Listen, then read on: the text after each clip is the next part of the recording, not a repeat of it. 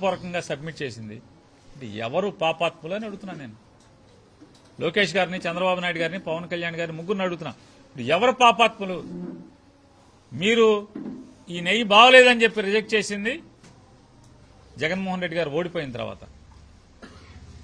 అవి మళ్లీ వచ్చింది మీరు ప్రమాణ స్వీకారం చేసిన తర్వాత ఆ లారీలు వెనక్కి వచ్చినాయి. మళ్లీ అదే లారీలు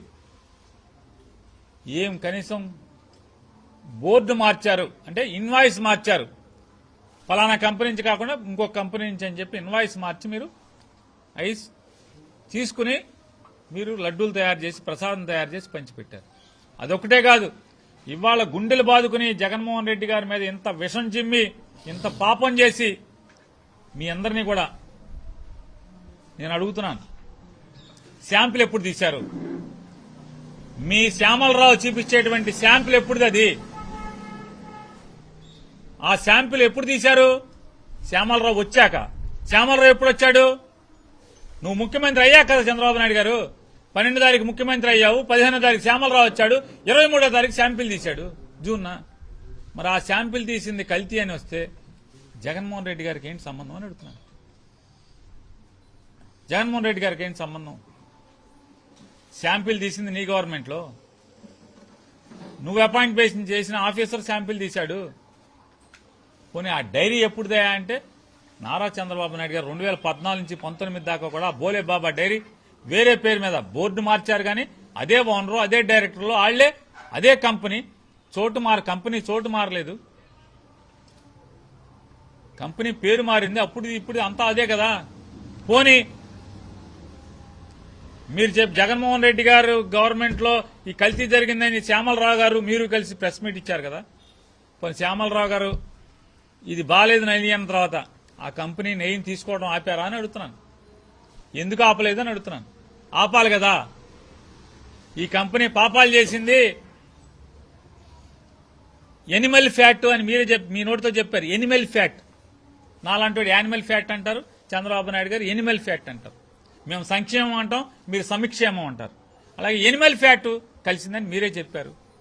పవన్ కళ్యాణ్ గారు గొడ్డు కొవ్వు కలిసిందని చెప్పారు, పంది కొవ్వు కలిసిందని చెప్పారు, చేప కొవ్వు కలిసిందని చెప్పారు.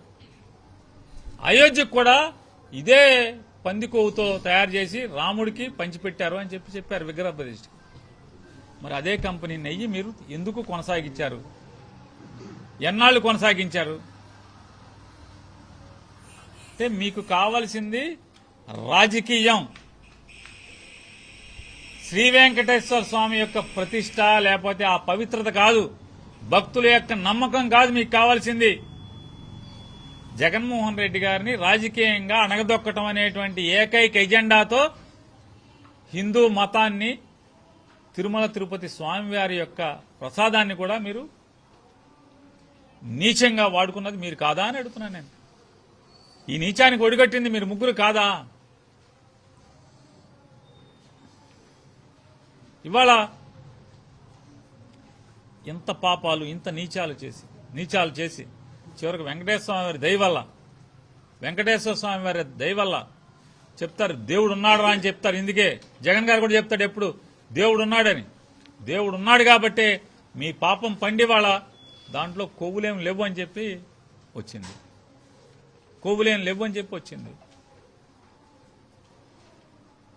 ఇవాళ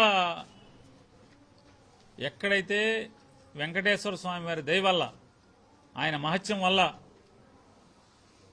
సుప్రీంకోర్టు ఏర్పాటు చేసినటువంటి సిట్టు మీ దాంట్లో 3 సభ్యులు ఉన్నారు. మీరు అందరూ కలిసి దీంట్లో జంతువులు గాని, పందులు గాని, లేకపోతే చేప గాని అవశేషాలు లేవు అని చెప్పని రాతపూర్వకంగా కోర్టుకు సబ్మిట్ చేసిన తర్వాత దేవుడు ఏం చేశాడు? మీకు బాగా కాల్చి బోతలు పెట్టాడు.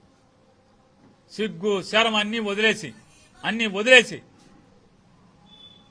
ఇది నీచమే, ఇది నికృష్టమే అనేటువంటి ఆలోచన కూడా లేకుండా ఊరూరా తప్పుడు ఫ్లెక్స్ బోర్డులు కట్టారు.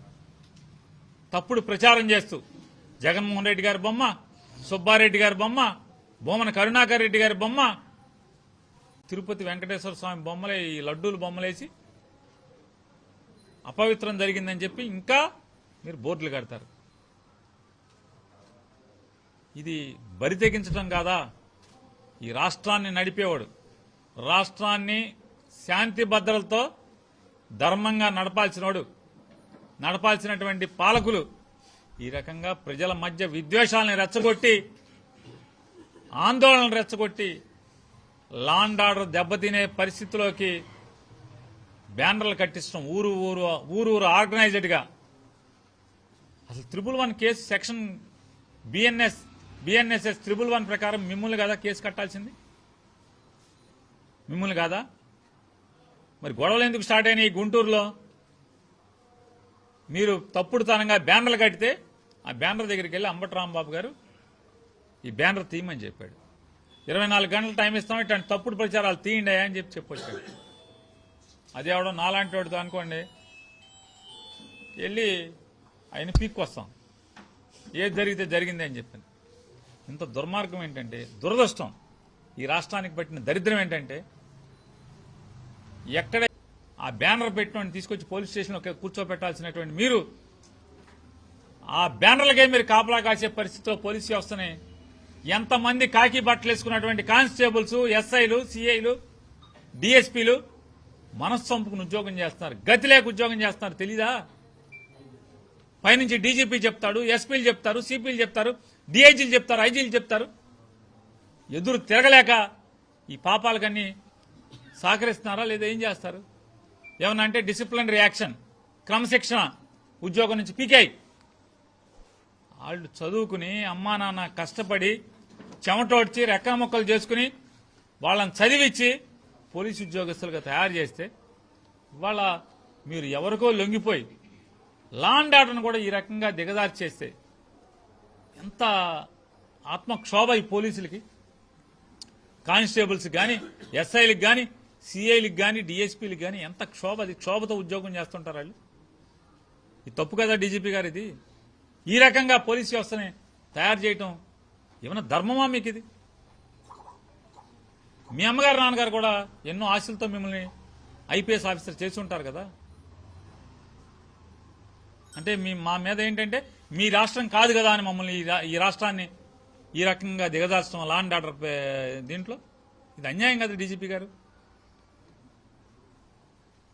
ఇది ఆ రోజున గుడికెళ్ళి పార్టీ పిలుపు మేరకు గుడికెళ్ళి స్వామివారికి దేవుళ్ళకి అర్చన చేసి, అయ్యా ఈ పాలకులకి మంచి బుద్ధి ప్రసాదించవయ్యా, ఈ రాష్ట్రాన్ని రావణ కాష్టం చేసేలాగా తయారు చేస్తున్నారు అని చెప్పి పూజలు చేసి, ఎందుకంటే దేవుణ్ణి నమ్మేవాళ్ళం కాబట్టి